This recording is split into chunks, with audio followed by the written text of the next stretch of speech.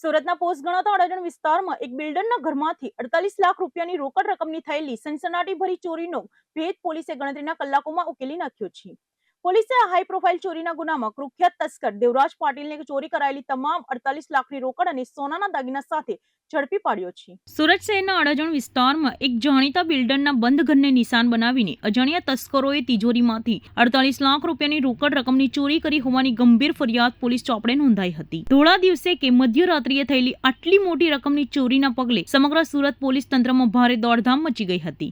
ઉચ્ચ પોલીસ અધિકારીઓના કાફલાએ તાત્કાલિક ઘટના સ્થળે દોડી જઈને તપાસનો ચક્કો ગતિમાન કર્યા હતા. અડાજણ પોલીસ અને સ્થાનિક ગુના શોધક શાખાની અલગ અલગ ટીમોએ ગુનાનો ભેદ ઉકેલવા માટે આધુનિક ટેકનોલોજીનો સહારો લીધો હતો. પોલીસે ઘટના સ્થળ તેમજ આસપાસના સમગ્ર રૂટ પર લાગેલા આશરે 100 જેટલા નાના મોટા સરકારી અને પ્રાઇવેટ સીસીટીવી કેમેરાના ફૂટેજ ઝીણવટપૂર્વક ચકાસ્યા હતા. સીસીટીવીમાં દેખાયેલા શંકાસ્પદ મૂવમેન્ટ અને હ્યુમન ઇન્ટેલિજન્સના આધારે પોલીસે ગણતરીના કલાકોમાં ચોક્કસ કડી મેળવીને આરોપી સુધી પહોંચવામાં સફળતા મેળવી હતી. પોલીસના સકંજામાં આવેલો આ શખ્સ કોઈ સામાન્ય ચોર નથી, પરંતુ ગુનાહિત ઇતિહાસ ધરાવતો શહેરનો કુખ્યાત તસ્કર દેવરાજ પાટીલ હોવાનું બહાર આવ્યું છે. દેવરાજ પાટીલે બિલ્ડરના ઘરની રેકી કરીને આ આખી ચોરીના પ્લાનને અંજામ આપ્યો હતો. ચોરી કર્યા બાદ તે પકડાઈ ન જાય તે માટે તેણે ચોરી કરેલી તમામ 48 લાખની રોકડ રકમ પાડોશમાં આવેલા રાંદેર વિસ્તારના એક ગુપ્ત મકાનની અંદર છુપાવીને રાખી હતી, જ્યાંથી પોલીસે દરોડા પાડીને મુદ્દામાલ જપ્ત કર્યો છે. પોલીસે સત્તાવાર માહિતી આપતા જણાવ્યું કે રાંદેરના મકાનમાંથી બિલ્ડરના ઘરેથી ચોરાયેલા રોકડા 48 લાખ રૂપિયા તો પૂરેપૂરા રિકવર કરી લેવામાં આવ્યા છે, પરંતુ આ ઉપરાંત આરોપી પાસેથી અન્ય કિંમતી સોનાના દાગીના પણ મળી આવ્યા છે. આ દાગીના તેણે આ જ ઘરમાંથી ચોર્યા હતા કે ભૂતકાળમાં આચરેલી અન્ય કોઈ ચોરીના ગુનાના છે તે અંગે પોલીસ તેની ઊંડી પૂછપરછ કરી રહી છે.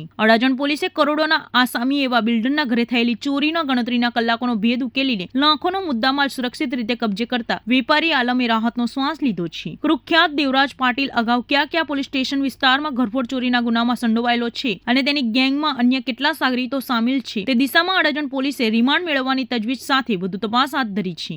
સુરતમાં રહીને ઉચ્ચ અભ્યાસ કરવા ઈચ્છતા વિદ્યાર્થીઓ માટે ખૂબ જ મોટા અને હર્ષના સમાચાર સામે આવ્યા છે.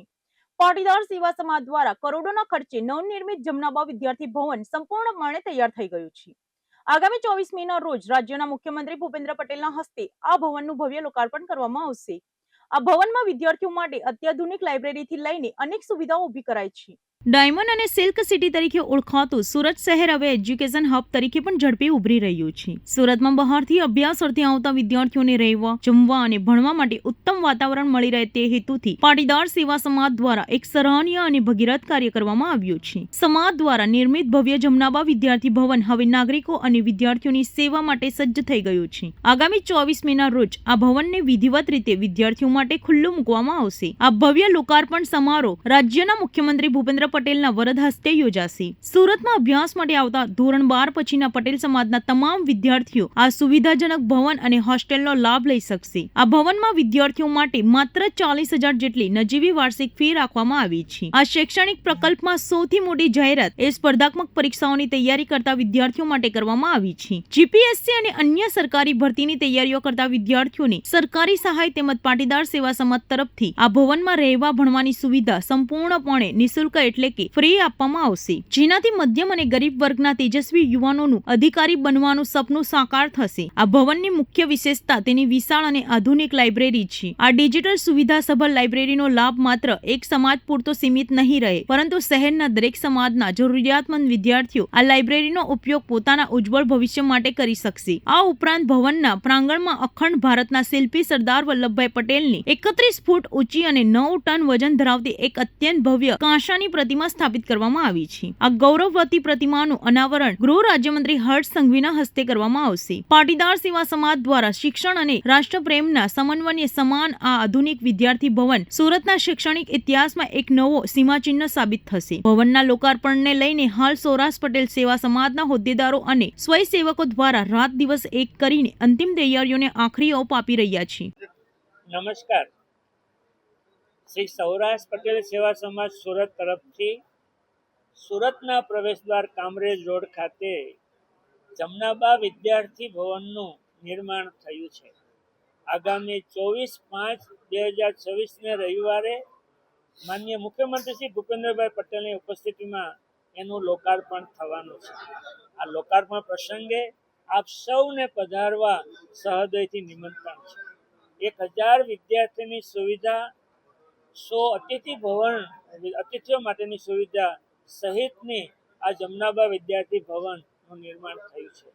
વિશાળ વાંચનાલય, પુસ્તકાલય અને સમાજ અને વિદ્યાર્થી માટેની પ્રવૃત્તિનું કેન્દ્ર એવા જમનાબા વિદ્યાર્થી ભવન આ સુરતને અર્પણ થાય છે.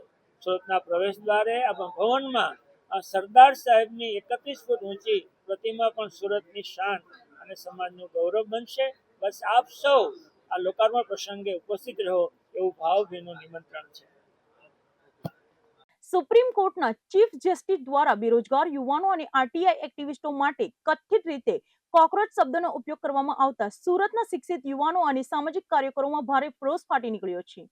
આ વિવાદિત નિવેદનના વિરોધમાં આજે સુરતમાં પરેશકુમાર મહાલેની આગેવાનીમાં યુવાનોનો એક મોટો કાફલો કલેક્ટર કચેરીએ પહોંચી ગયો હતો અને કલેક્ટરને આવેદનપત્ર પાઠવીને ઉગ્ર વિરોધ નોંધાવ્યો હતો. દેશની સર્વોચ્ચ અદાલતમાં એક સુનાવણી દરમિયાન બેરોજગાર યુવાનો, મીડિયા અને આરટીઆઈ એક્ટિવિસ્ટોને લઈને કરવામાં આવેલી કથિત વિવાદાસ્પદ ટિપ્પણીની આગ હવે સુરત સુધી પહોંચી ગઈ છે. આ નિવેદનને લોકશાહી અને જાગૃત નાગરિકોનું અપમાન ગણાવીને સુરતના યુવાનો રસ્તા પર ઉતરી આવ્યા છે. સામાજિક કાર્યકર પરેશકુમાર મહાલેની આગેવાનીમાં આજે અનેક જાગૃત યુવાનોએ સુરત જિલ્લા કલેક્ટર કચેરી ખાતે પહોંચીને શાસક વ્યવસ્થા અને કથિત માનસિકતા સામે પોતાનો ઉગ્ર આક્રોશ ઠાલવ્યો છે. આવેદનપત્ર પાઠવતી વખતે વિરોધકર્તાઓએ તંત્ર અને વહીવટી તંત્ર સામે કેટલાક અત્યંત ગંભીર અને ચોંકાવનારા આક્ષેપો પણ કર્યા હતા. આગેવાન પરેશકુમાર મહાલેએ આક્ષેપો કરતા કહ્યું કે આજે દેશ અને રાજ્યમાં કોઈ પણ જાગૃત નાગરિક કે યુવાન જ્યારે સિસ્ટમ સામે સવાલ ઉઠાવે છે અથવા આરટીઆઈ દ્વારા ભ્રષ્ટાચાર ઉજાગર કરવાનો પ્રયાસ કરે છે ત્યારે તેને ન્યાય અપાવવાને બદલે પોલીસ અને વહીવટી તંત્ર દ્વારા ધમકીઓ આપવામાં આવે છે અને તેમનો અવાજ દબાવી દેવાનો પ્રયાસ કરાય છે. આવેદનપત્રમાં યુવાનોએ માંગ કરી છે કે દેશના ભવિષ્ય સમાન યુવાનોએ અપમાનિત કરવાના બદલે સરકારે અને તંત્રે જમીની હકીકત તરફ ધ્યાન આપવું જોઈએ. સુરત સહિત સમગ્ર રાજ્યમાં બેફામ બનેલા ગેરકાયદેસર દારૂના બુટલેગરો અને ગરીબોના હકનું અનાજ બારોબાર સગેવગે કરતા અનાજ માફિયાઓ સામે તાત્કાલિક ધોરણે કડકમાં કડક કાયદાકીય કાર્યવાહી કરવામાં આવે તેવી ધારદાર રજૂઆત પણ આ તકે કરવામાં આવી હતી. કલેક્ટર કચેરી બહાર ઉભેલા નારાજ યુવાનોએ સ્પષ્ટ શબ્દોમાં ચેતવણી આપતા જણાવ્યું હતું કે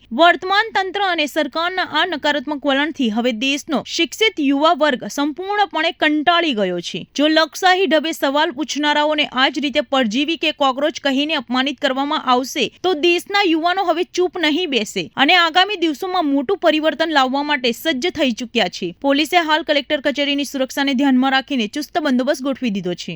જી, આપનું નામ? મારું નામ છે પરેશકુમાર મધુકર મહાલે. જી, શું કહેશો શા માટે આજ રોજ અમે કલેક્ટર ઓફિસ આવ્યા છીએ. સુપ્રીમ કોર્ટના જે સીજેઆઈ છે, ચીફ જસ્ટિસ ઓફ ઇન્ડિયા, જે બેરોજગાર યુવાનો છે, જે સોશિયલ મીડિયા પર આવીને પોતાનો રોષ વ્યક્ત કરી રહ્યા છે, જે બેરોજગાર યુવાનો આરટી એક્ટિવિસ્ટ બની રહ્યા છે, જે બેરોજગાર યુવાનો પત્રકાર બની રહ્યા છે અને સીજેઆઈ દ્વારા આ તમામ બેરોજગાર યુવાનોને અને આરટી એક્ટિવિસ્ટોને જે કોકરોચ તરીકે સંબોધન કરવામાં આવ્યું છે સીજેઆઈ દ્વારા, એ શબ્દોનો અમે અને સીજેઆઈ સાહેબનો વિરોધ કરીએ છીએ. શા માટે વિરોધ કરો છો? ખુલ્લેઆમ ભ્રષ્ટાચાર ચાલુ છે. તંત્ર જવાબ નથી આપી રહ્યું. તંત્રને સવાલ પૂછીએ છીએ તો તંત્ર અમને અમારા પાછળ પોલીસ લગાવી દે છે. પોલીસોની ધમકીઓ આપવામાં આવે છે. અમને જેલમાં નાખી દેવાની ધમકીઓ આપવામાં આવે છે. ભ્રષ્ટાચાર વધી ગયો છે. બેરોજગારીનું પ્રમાણ વધી ગયું છે. એ બાબતે આજરોજ અમે કલેક્ટર ઓફિસ આવ્યા છીએ. તો તમારી શું માંગ?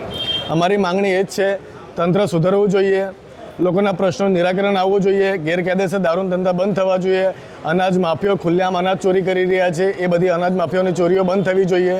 અને સવાલ સરકારને છે અમને કે સરકાર અમારે બદલવી છે. હવે સુરતના પ્રખ્યાત ડુમ્મસ દરિયા કિનારા નજીક આવેલા કિડિયાબેટ વિસ્તારમાં પોલીસે મોડી રાત્રે એક મોટું સર્ચ ઓપરેશન હાથ ધરીને ગેરકાયદેસર બાયોડીઝલના કાળા કારોબારનો પર્દાફાશ કર્યો છે. સુરત શહેરમાં ગેરકાયદેસર અને પ્રતિબંધિત જ્વલનશીલ પદાર્થો તેમજ નકલી બાયોડીઝલનું વેચાણ અને સંગ્રહ કરનારા માફિયાઓ સામે ડુમ્મસ પોલીસે લોન આંખ કરી છે. ડુમ્મસ પોલીસ સ્ટેશનના પીઆઈ એમવી પટેલ અને તેમની ટીમને મોડી રાત્રે એક ચોક્કસ અને પાકી બાતમી મળી હતી. દરિયા કિનારે આવેલા કેડિયાબેટ વિસ્તારમાં ઝીંગા ઉછેરના તળાવોની આડમાં સરકારની મંજૂરી વગર મોટા પાયે જોખમી જોખમી પ્રવાહીનો સંગ્રહ કરવામાં આવી રહ્યો છે, જે બાતમી મળતાની સાથે ડુમસ પોલીસનો કાફલો મોડી રાત્રે અંધારામાં કેડિયા બેટના નિર્જન અને અંતરિયાળ વિસ્તારમાં ત્રાટક્યા હતા. પોલીસે ઝીંગા તળાવ નજીક આવેલા શંકાસ્પદ સ્થાનો પર કડક દરોડા પાડ્યા હતા. આ સર્ચ ઓપરેશન દરમિયાન પોલીસને ત્યાંથી ગેરકાયદેસર રીતે અને કોઈ પણ પ્રકારની સેફટી વિના સંગ્રહ કરી રાખવામાં આવેલો પ્રતિબંધિત કેમિકલ અને બાયોડીઝલનો એક મોટો જથ્થો મળી આવ્યો હતો, જેને જોઈને પોલીસ અધિકારીઓ પણ ચોંકી ઉઠ્યા હતા. પોલીસે ઘટના સ્થળ પરથી જુદા જુદા બેરલોમાં ભરેલું કુલ 3200 લીટર ગેરકાયદેસર બાયોડીઝલ કબજે કર્યું હતું. આ આખા જથ્થાની બજાર કિંમત આશરે 2,40,000 રૂપિયા આંકવામાં આવી છે. રહેણાંક અને સંવેદનશીલ વિસ્તારની નજીક આટલી મોટી માત્રામાં જ્વલનશીલ પ્રવાહી રાખવું એ કોઈ મોટી હોનારતને આમંત્રણ આપવા સમાન હતું. પરંતુ ડુમસ પોલીસે સમય સૂચકતા વાપરીને આ કાળા કારોબારને ખુલ્લો પાડી દીધો છે. આ ગેરકાયદેસર પ્રવૃત્તિના સ્થળેથી પોલીસે મહેશ પટેલ નામના એક મુખ્ય આરોપીની રંગે હાથે ધરપકડ કરી લીધી છે. પ્રાથમિક પૂછપરછમાં સામે આવ્યું છે કે આરોપીઓ સસ્તા ભાવે આ જ્વલનશીલ પ્રવાહી લાવીને અહીં સંગ્રહ કરતા હતા અને ત્યારબાદ ઊંચા ભાવે બજારમાં કે વાહન ચાલકોને વેચી દેતા હતા. આ ગુનામાં સંડોવાયેલા અન્ય એક સહ આરોપીને પોલીસે હાલ વોન્ટેડ જાહેર કર્યો છે અને તેને પકડવા ચક્કો ગતિમાન કર્યા છે. ઝીંગા તળાવની આડમાં ચાલતા આ નેટવર્કના મૂળ ક્યાં સુધી જોડાયેલા છે, આ જથ્થો ક્યાંથી લાવવામાં આવ્યો હતો અને સુરતમાં અન્ય કોને કોને સપ્લાય કરવાનો હતો તે દિશામાં ડુમસ પોલીસે આવશ્યક ચીજવસ્તુઓ ધારો અને આઈપીસી સંબંધિત કલમો હેઠળ ગુનો નોંધી આગળની તપાસ તેજ કરી છે. માનનીય પોલીસ કમિશનર શ્રી અનુપમ શ્રી ગેહલોત સાહેબનાઓ દ્વારા સૂચના આપવામાં આવેલ હતી કે શહેરમાં ચાલતી ગેરકાયદેસર પ્રવૃત્તિઓ અને આવશ્યક ચીજવસ્તુની ગેરકાયદેસર સંગ્રહખોરી સામે કડક કાર્યવાહી કરવી. જે અનુસંધાને ડુમસ પોલીસને મળેલ બાતમી આધારે ડુમસ પોલીસ તેમજ મરીન પોલીસના કર્મચારીઓ દ્વારા કીડિયાબેટ ખાતે સર્ચ ઓપરેશન હાથ ધરવામાં આવેલ હતું. જે સર્ચ ઓપરેશન દરમિયાન કીડિયાબેટ ખાતેથી ગેરકાયદેસર રીતે સંગ્રહિત કરી રાખેલ 16 જેટલા બેરેલમાં ડીઝલ જેવા ભરતા જ્વલનશીલ પ્રવાહીનો આશરે 3200 લીટર જેટલો જથ્થો તપાસ દરમિયાન મળી આવેલ હતો. આ તપાસ દરમિયાન આ જથ્થો સુલતાનાબાદ ગામના રહેવાસી મહેશ અમૃતભાઈ પટેલ તેમજ મોની રસિકભાઈ પટેલ ભીમપોર ગામ નાઓનો હોવાનું તપાસ દરમિયાન જાણવા મળેલ હતું. આ ઇસમો વિરુદ્ધમાં ભારતીય ન્યાય સંહિતાની કલમ 287, 288, 61(2)A, 54, 35 અને જરૂરી ચીજવસ્તુઓનો અધિનિયમ 1955ની કલમ 3, 7, 8, 10 મુજબ ગુનો નોંધી અને કાયદેસર કાર્યવાહી કરવામાં આવી રહી છે. સુરત શહેરમાં બાંધકામ સાઇટ ઉપર શ્રમિકોની સુરક્ષાને લઈને ફરી એકવાર ગંભીર સવાલો ઉભા થયા છે. સુરતના સણિયા અહેમદ વિસ્તારમાં આવેલી એક અંડર કન્સ્ટ્રક્શન સાઇટ પર 7મા માળેથી નીચે પટકાતા એક નિર્દોષ મજૂરનું કમકમાટીભર્યું મોત નીપજ્યું છે. આ ઘટનાને પગલે શ્રમિકના પરિવારજનોમાં ભારે આક્રોશ અને રોષ ફાટી નીકળ્યો છે. સુરત શહેરમાં કન્સ્ટ્રક્શન સાઇટો પર બિલ્ડરો અને કોન્ટ્રાક્ટરો દ્વારા રાખવામાં આવતી બેદરકારીના કારણે અવારનવાર શ્રમિકોએ પોતાના જીવ ગુમાવવાનો વારો આવે છે. આવી જ એક હૃદયદ્રાવક અને ચકચારી ઘટના સણિયા અહેમદ વિસ્તારમાંથી સામે આવી છે, જ્યાં રોજીરોટી કમાવા માટે કામ કરી રહેલા એક પરપ્રાંતીય મજૂરનું ઊંચાઈ પરથી નીચે પટકાવાના કારણે કરુણ મોત નીપજ્યું છે. મળતી માહિતી અનુસાર સણિયા અહેમદ ખાતે શાંતાભા બિઝનેસ પાર્કનું બાંધકામ ચાલી રહ્યું હતું. આ કન્સ્ટ્રક્શન સાઇટ પર રોજની જેમ શ્રમિકો કામ કરી રહ્યા હતા. તે દરમિયાન 7મા માળે કામ કરી રહેલો એક મજૂર અચાનક સંતુલન ગુમાવવાના કારણે સીધો નીચે પટકાયો હતો. 7મા માળેથી પટકાયેલા આ મજૂરની માથા તેમજ શરીરના અન્ય ભાગે અત્યંત ગંભીર અને જીવલેણ ઈજાઓ પહોંચી હતી, જેના કારણે તેનું ઘટના સ્થળે જ કમકમાટીભર્યું મોત નીપજ્યું હતું. આ ભયાનક અકસ્માત બાદ સાઇટ પર કામ કરતા અન્ય મજૂરોમાં પણ ભારે નાસભાસ મચી ગઈ હતી. ઘટનાની જાણ થતાં જ મૃતકના પરિવારજનો અને સ્થાનિક અગ્રણીઓ તાત્કાલિક શાંતાભા બિઝનેસ પાર્ક ખાતે દોડી આવ્યા હતા. પોતાના ઘરના કમાવ સભ્યોનું આ પ્રકારે અચાનક મોત થતા પરિવારજન ભાંગી પડ્યું હતું અને સાઇટ પર સુરક્ષાના સાધનોના અભાવને લઈને પરિવારજનોમાં બિલ્ડર વિરુદ્ધ ભારે રોષ અને આક્રોશ ફાટી નીકળ્યો હતો. આ ઘટનાએ સુરત મહાનગરપાલિકા અને વહીવટીતંત્રની ઓડિટ સિસ્ટમ સામે પણ મોટા સવાલો ઉભા કર્યા છે. નિયમ મુજબ ઊંચી ઇમારતોના બાંધકામ સમયે સેફટી નેટ, હેલ્મેટ અને સેફટી બેલ્ટ જેવા અનિવાર્ય સાધનો રાખવાના હોય છે, પરંતુ અહીં બિલ્ડર દ્વારા સેફટીના નિયમોના સરેઆમ લીરેલીલા ઉડાવવામાં આવ્યા હોવાના આક્ષેપો થઈ રહ્યા છે. સ્થાનિક સામાજિક આગેવાન હિતેશભાઈએ પણ આ મામલે બિલ્ડર અને જવાબદારો સામે કડક કાયદેસરની કાર્યવાહી કરવાની અને ભોગ બનનાર ગરીબ પરિવારને યોગ્ય વળતર આપવાની માંગ કરી છે. પોલીસે હાલ અકસ્માત મોતનો ગુનો નોંધીને આગળની તપાસ હાથ ધરી છે. આજે સુરત શહેરમાં ત્રીજા દિવસ આજે 5મી કે 6ઠી ઘટના બની છે. આજે સણિયા ગામ વિસ્તારમાં શાંતાબા બિઝનેસ પાર્ક પર આજે બાંધકામ સાઇટ જે ચાલી રહ્યું છે તેમાં 7મા માળેથી આદિવાસી મજૂર પરિવાર જે MP મધ્યપ્રદેશના વઠ્ઠા ગામના છે એમનું 7મા માળેથી પડી જવાથી મોત થયું છે. અવારનવાર સુરત સિટીમાં આવી ઘટનાઓ ઘટની રહી છે. આજે સુરતમાં ચોથા દિવસે 7મી કરો છે વગર સેફટીએ જ કામ કરાવે છે. આજે તમે જોઈ શકો છો કે 7મા માળનું બાંધકામ ચાલે છે હર પહેલો માળ ચડે એટલે બીજા માળેથી નેટ બાંધવી. નેટ કોઈ પણ પ્રકારની જે મજૂર વર્ગ અમારો લેબર પડ્યો છે એના પગ કે હાથમાં કોઈ પણ પ્રકારની કોઈ પણ સેફ્ટીના સાધનો પહેરાવેલ નથી. અને જે લીપ લાગવાથી કરંટ લાગ્યો છે એમાં જો માણસને સેફ્ટી આપે તો જે કરંટ લાગવાથી મોત ના થયું હતું. એટલા માટે જે પણ પોલીસ સ્ટેશન સણિયા ગામના હદ વિસ્તારમાં જે પણ પોલીસ સ્ટેશન લાગતું હોય એ પોલીસ આમાં કાયદાકીય પગલાં કરે. આમાં શાંતાભાઈ બિઝનેસ પાર્ક ઇન્વોલ્વ હોય એના વિરુદ્ધ કાયદેસરની કાર્યવાહી થશે. ત્યાં તો સમાજના આગેવાન તરીકે અમે બોડી અહીંયાથી લઈ જવાના નથી અને પોસ્ટમોર્ટમ કર્યા પછી જે પણ કાયદેશિક સહયોગ અમને સંતોષાય નહીં ત્યાં સુધી બોડીને અમે હટાવવાના નથી.